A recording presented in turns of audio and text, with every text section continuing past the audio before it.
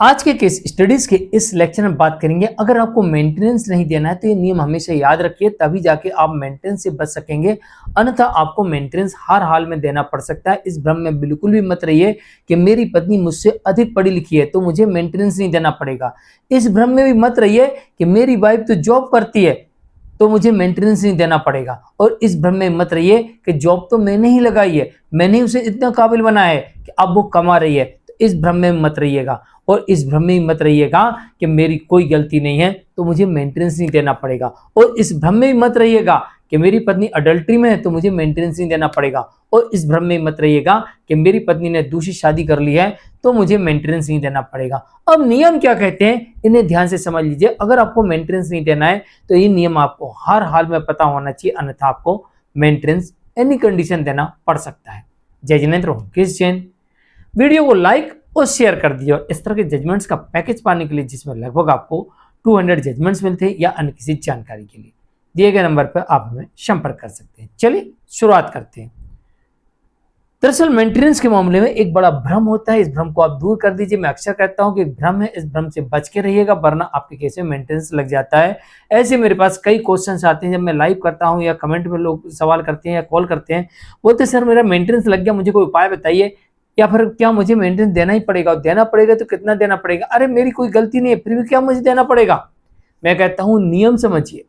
पहला नियम क्या कहता है कि पति की जिम्मेदारी है कि अगर पत्नी कमाती है तो पति ही साबित करे उसकी इनकम। अगर पत्नी ये कहती है कि मैं बेरोजगार हूं तो पति ही उसकी इनकम साबित करे। दूसरी जिम्मेदारी क्या है पति की, दूसरा नियम ये कहता है कि भाई पत्नी अगर पति के समकक्ष या पति से कम कमा रही है तो पति को अपने खर्चे बहुत सारे दिखाना पड़ेगा। और अगर पति अपने खर्चे नहीं दिखाएगा, लायबिलिटीज नहीं दिखाएगा, तो भी पत्नी पति से मेंटेनेंस की डिमांड कर सकती है और हो सकता है मिल भी जाए।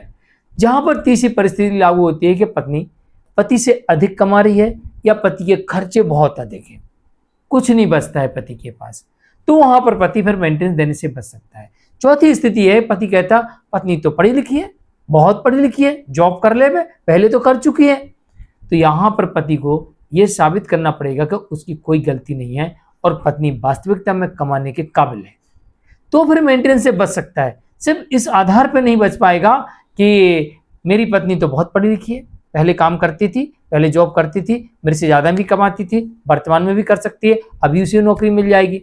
ऐसे एक्सक्यूजेस देने से कुछ नहीं होगा।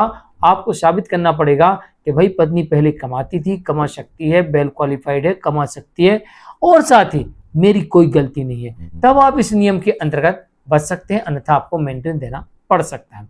चौथा नियम यह भी ध्यान में रखिएगा कि अगर आप कहते हैं मेरी पत्नी अडल्ट्री में है तो अडल्ट्री के लिए प्रॉपर सबूतों की आवश्यकता पड़ती है, जिसमें कोई वीडियोस हो, कोई ऐसे फोटोग्राफ्स हो जो अश्लीलता भरे हो, और तीसरी बात इसमें कोई रिकॉर्डिंग हो, कोई चैटिंग हो, इसके अलावा कोई पुलिस इन्वेस्टिगेशन रिपोर्ट हो, इसके अलावा आपके पास में गवाह हो। इन 6 में से कोई ना कोई एक पुख्ता सबूत होना चाहिए, और आप उसके साथ अगर आप कोर्ट में प्रस्तुत करते हैं तो आप दूसरी शादी या फिर अडल्ट्री या लिविंग ये साबित कर पाएंगे। इसमें कॉल डिटेल भी शामिल है और इसमें शादी का मैरिज सर्टिफिकेट भी शामिल है, शादी का एल्बम भी शामिल है, पंडित भी इसमें शामिल है, इसने शादी कराई, वो बैंड वाले, घोड़े वाले, ये भी सब शामिल है, लेकिन इन्हें गवाही देने आना पड़ेगा। अगर ये गवाही देते हैं तो साबित होगा, सब कहने मात्र से साबित नहीं होगा। भला ही उसे शादी कर ली हो, भला ही वो लिविंग में रह रही हो, कहने मात्र से साबित नहीं होगा, आपको साबित करना पड़ेगा। ये आपकी जिम्मेदारी है, तभी आप भरण पोषण से बच सकते हैं, अन्यथा आपको भरण पोषण देना पड़ सकता है। इसके अलावा एक नियम यह भी देखने को मिलता है कि पति पत्नी को लाने का भरसक प्रयास करता है, उसे रखना चाहता है, हर कंडीशन पे रखना चाहता है, सारी गलतियां माफ कर भी रखना चाहता है, और पत्नी के पास में अभी तक पति के विरुद्ध एक भी सबूत नहीं है। तो इन परिस्थितियों में भी पति अगर ये साबित कर देता है कि मैं तो रखना चाहता हूं एनी कंडीशन, और पत्नी एक भी आरोप का सबूत नहीं दे पाती है, तो फिर पति यहां पर मेंटेनेंस देने से बच सकता है और कोर्ट मान सकती है कि पत्नी बिना किसी कारण के अलग रह रही है। इसके अलावा पत्नी तमाम आरोप लगा रही है, दहेज मांगते हैं, मारते हैं, पीटते हैं, भूखा रखते हैं, इलाज नहीं कराते हैं, अबॉर्शन करा दिया, तमाम प्रकार के एलिगेशंस लगाती है। और अगर यहाँ पर पति ये साबित कर दे जिस दिन से उसकी पत्नी उसके साथ उसके घर में रह रही है उस दिन से उसने अपनी पूरी तरीके से पति धर्म का पालन किया है और पत्नी को खिलाया पिलाया घुमाया इलाज कराया, जो कुछ कराया, सारे photos videos bill bank transaction सब कुछ मेरे पास है, विथ एविडेंस मैंने कोर्ट में प्रस्तुत कर दिया, तो भी यहां पर अब पत्नी को ही साबित करना पड़ेगा कि जो आरोप लगा रही है वो सही है, अन्यथा मेंटेनेंस देने से पति यहां पर बच सकता है।